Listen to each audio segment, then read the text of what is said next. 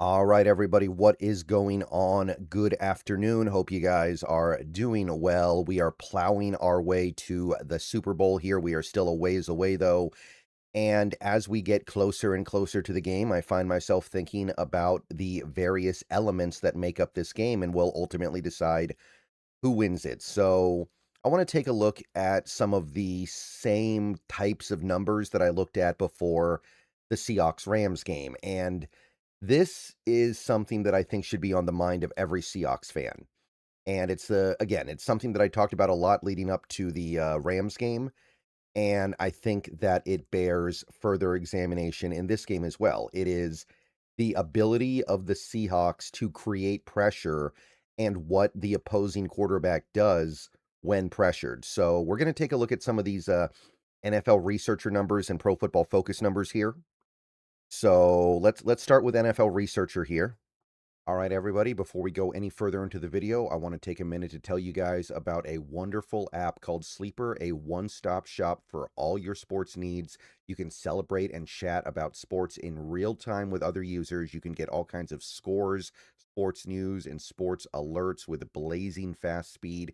And of course, you can play in fantasy leagues and win real money on picks contests. So enjoy sports with other people in a community.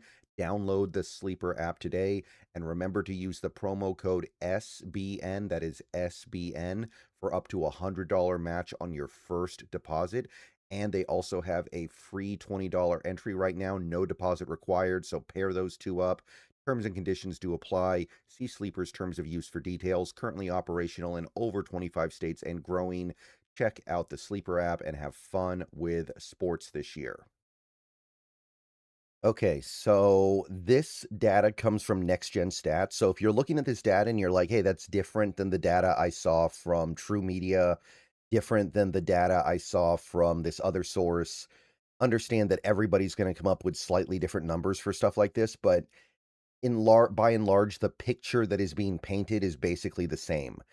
So you see in this tweet, first of all, it breaks down how successful the Seahawks have been at creating pressure on opposing quarterbacks, and this includes the playoffs. So we have a very low blitz rate, a bottom 5 blitz rate.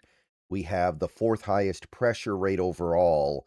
We are 3rd best at creating pressure with a blitz. And by the way, 3rd highest, if anything, is selling us short. There are other sources that say that we're number 1. I made a video about this last week. And they are also top 5 in creating pressure without a blitz at 35.2. So really good at getting pressure. The issue is these numbers take into account the whole season. And I've made videos in recent weeks talking about how the Seahawks are not creating pressure as successfully as they were earlier in the season. I think that the edge rusher room has kind of broken down as time has gone by. The only guy we can really depend on from week to week to generate some pressure is DeMarcus Lawrence. And while he is doing very well, that is not really his game. He is a run stopping defensive end or edge rusher, rather, more than a pass rushing edge rusher. Guys like Nwosu, guys like Mafe, and I'll throw Derek Hall in there as well. They're not providing as much as we were hoping. And I think over these last, I'd say 2 months, we have not really been creating a lot of pressure. And a lot of these good numbers come from early in the season when things were going a little bit better. Now, let's look at Drake Maye here. And you guys remember all that stuff I said last week about how Matthew Stafford is extremely good against the blitz, like maybe the best quarterback in the league against the blitz, and he's not as good when you don't blitz. And if you can generate pressure on him, he's a much, much, much, much worse quarterback.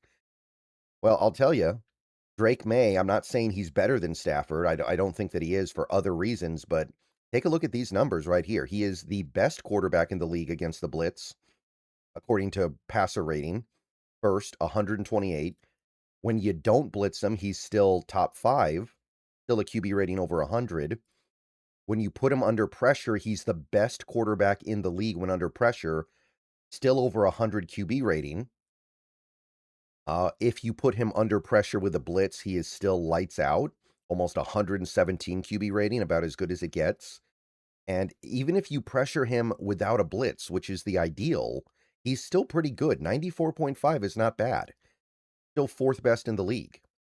So Drake Maye, if you take the entire season in its totality so far, you can get pressure on him. You can not get pressure on him. You can blitz him. You can rush four.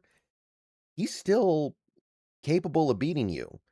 So I understand New England played a weaker schedule. I understand they didn't play a lot of great defenses until the postseason. But I mean, this data, it paints the picture of a quarterback that is giving you a chance no matter what the defense does. And I cross-reference these numbers with a Pro Football Focus. Let me move my face cam up a little bit here so you guys can see the numbers a little better.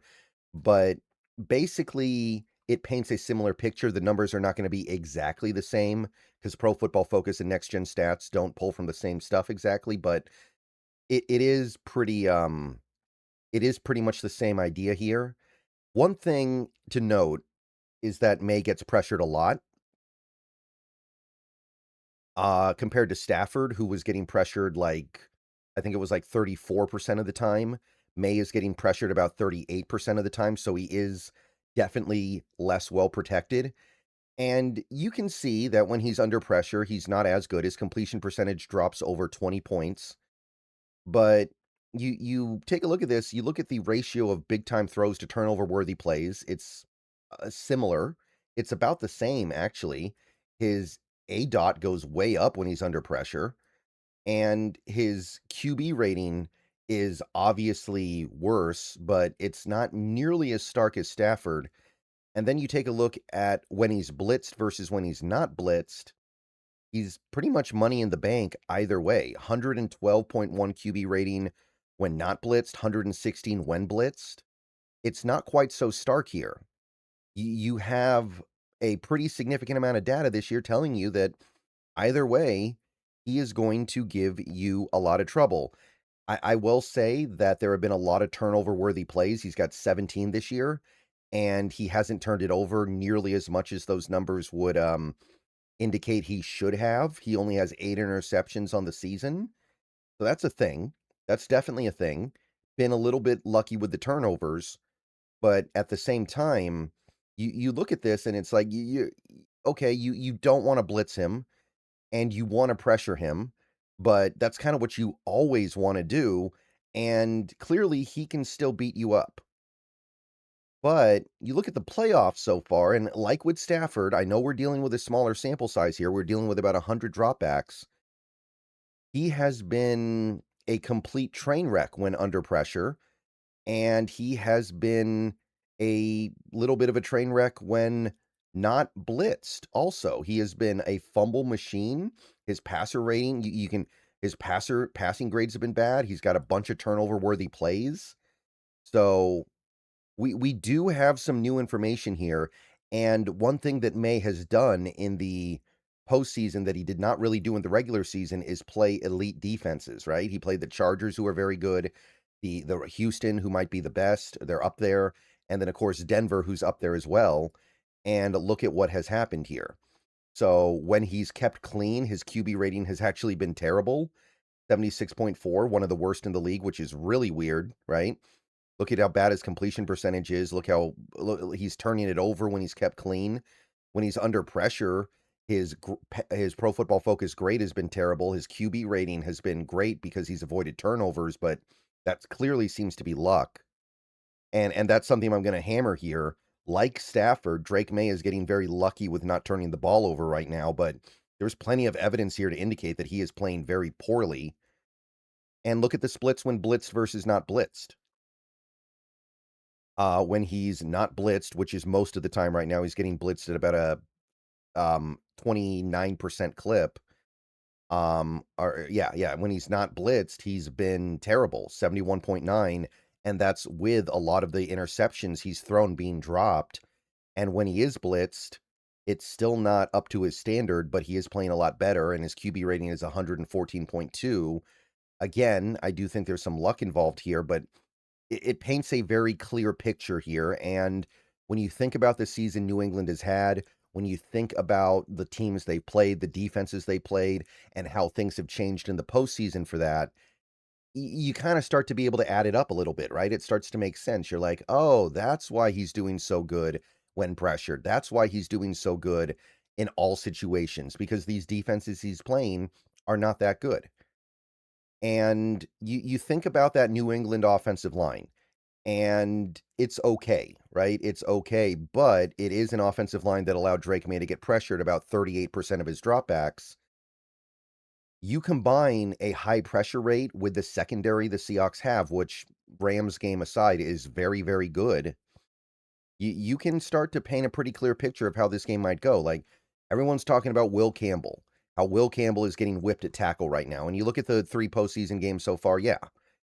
3 total sacks allowed in 3 playoff games, 11 pressures, not graded well in any of these games. He had a penalty in the most recent game. The regular season, he was all right, but you can see that he was giving up a lot of stuff on Drake Maye. But overall, this offensive line is not much better than Will Campbell in terms of protecting the quarterback. Like, I think Jared Wilson at left guard gave up 2 sacks against the Chargers as well. I think that their right side's playing a little bit better, but this is an offensive line you can get to, and clearly Drake Maye is having issues right now that he did not have in the regular season. So do the math, you add it all together, and it really does feel like if you can find a way to get pressure without blitzing here, you're going to be good. And I know that's always the ideal, to get pressure without blitzing. However, unlike this Rams team, which is so good at preventing that from happening, right now this Patriots team is not really doing a good job of preventing it from happening. Now, we don't have Will Anderson. I don't even know if we have a Khalil Mack at this point. We don't have a Nick Bonito. But for one game next week, in about a week and a half, got to find a way. And you can see how you get rewarded right now when it happens. All right. See you guys later. Go Hawks. Just wanted to break that down a little bit. And see you soon.